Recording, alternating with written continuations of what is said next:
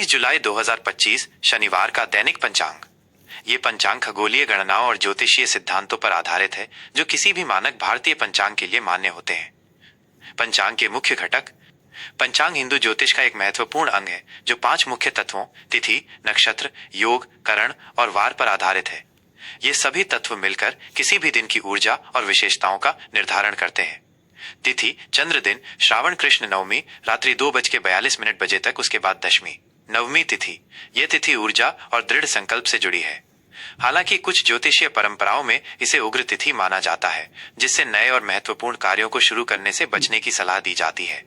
ये विशेषकर यात्रा, गृह प्रवेश और विवाह जैसे कार्यों के लिए अनुकूल नहीं मानी जाती है। हालांकि यह शत्रु पर विजय पाने या कानूनी मामलों को निपटाने के लिए प्रभावी हो सकती है। दशमी तिथि उपरांत ये तिथि शुभ और वृद्धि कारक मानी जाती है, जो कि शुभ कार्यों के लिए बेहतर है।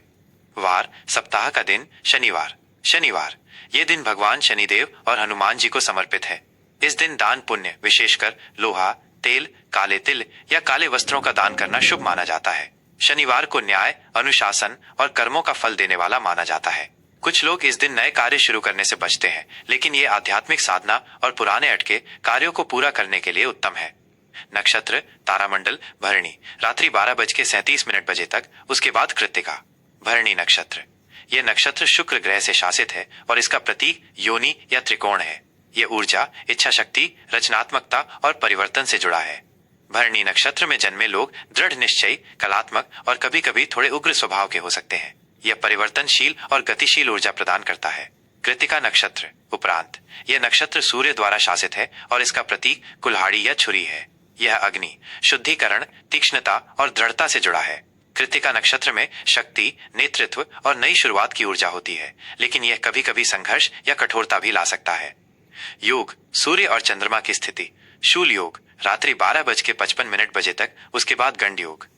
शूल योग ज्योतिष में कुल 27 योग होते हैं, जिनमें से शूल योग अशुभ योगों में से एक है।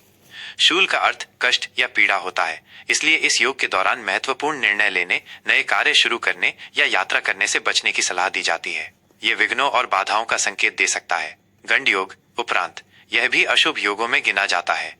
इस योग में किए गए कार्य अक्सर बिना किसी स्पष्ट कारण के बाधाओं का सामना करते हैं या उनमें विलंब होता है। करण तिथि का आधा भाग गर दोपहर 2:42 बजे तक, उसके बाद वणिज अगले दिन 1:28 बजे तक, उसके बाद विष्टि। गर करण यह एक शुभ करण है जिसे भूमि से संबंधित कार्यों जैसे कि कृषि, भवन निर्माण और जमीन खरीदने बेचने के लिए उत्तम माना जाता है। वणिज करण उपरांत ये करण व्यापार, वाणिज्यिक गतिविधियों, लेन देन और वित्तीय मामलों के लिए शुभ माना जाता है।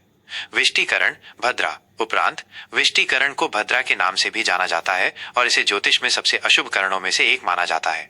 भद्रा काल में कोई भी नया, महत्वपूर्ण या शुभ कार्य शुरू नहीं करना चाहिए, क्योंकि ऐसा माना जाता है कि इस दौरान किए गए कार्य सफल नहीं होते या उनमें गंभीर बाधाएं आती हैं। विशेषकर विवाह, गृह प्रवेश और यात्रा जैसे कार्य वर्जित हैं। सूर्योदय और सूर्यास्त ये समय स्थानीय भौगोलिक स्थिति के अनुसार थोड़े भिन्न हो सकते हैं, लेकिन यहाँ सामान्य अनुमानित समय दिया गया है। सूर्योदय लगभग सुबह 5:35 बजे। सूर्यास्त लगभग शाम 7:19 बजे। शुभ और अशुभ मुहूर्त। मुहूर्त वह विशिष्ट समय अवधि होती है जब ग्रह नक्षत्रों की स्थिति किसी कार्य के लिए सबसे अनुकूल या प्रतिकूल होती है। अभिजीत मुहूर्त दोपहर 12 बजे से दोपहर 12:55 बजे तक। यह दिन का सबसे शुभ मुहूर्त माना जाता है। इस समय में किए गए सभी कार्य सफल होते हैं और शुभ परिणाम देते हैं। यदि आप कोई नया कार्य शुरू करना चाहते हैं, कोई महत्वपूर्ण निर्णय लेना चाहते हैं या कोई बड़ा सौदा करना चाहते हैं, तो ये समय उत्तम है। यह हर तरह के शुभ कार्यों के लिए अत्यंत फलदायी होता है। राहु काल सुबह 9:01 बजे से सुबह 10:44 बजे तक। राहु काल में कोई भी नया या शुभ कार्य शुरू नहीं करना चाहिए। ज्योतिषीय मान्यताओं के अनुसार इस दौरान शुरू किए गए कार्यों में बाधाएं आती हैं या वे सफल नहीं होते। ये यात्रा, नया व्यापार शुरू करने, महत्वपूर्ण बैठकें करने आदि के लिए प्रतिकूल है। गुलिक काल सुबह 5:35 बजे से सुबह 7:18 बजे तक। ये भी एक ऐसा समय है जब शुभ कार्य शुरू करने से बचना चाहिए। इस समय में धन संबंधी लेन देन और लंबी यात्रा से बचने की सलाह दी जाती है। हालांकि कुछ ज्योतिषीय धारणाओं में इसे मृत्यु संबंधी कार्यों या ऋण चुकाने के लिए उपयुक्त माना जाता है। यमगंड दोपहर 2:12 बजे से दोपहर 3:51 बजे तक।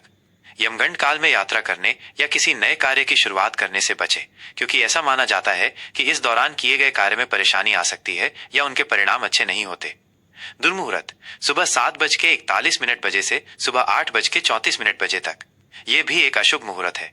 इस समय में झगड़े, वाद विवाद या किसी भी तरह के नकारात्मक कार्य से बचना चाहिए। इस दौरान किसी भी महत्वपूर्ण कार्य को करने से बचें, क्योंकि ये मानसिक अशांति या समस्याओं का कारण बन सकता है।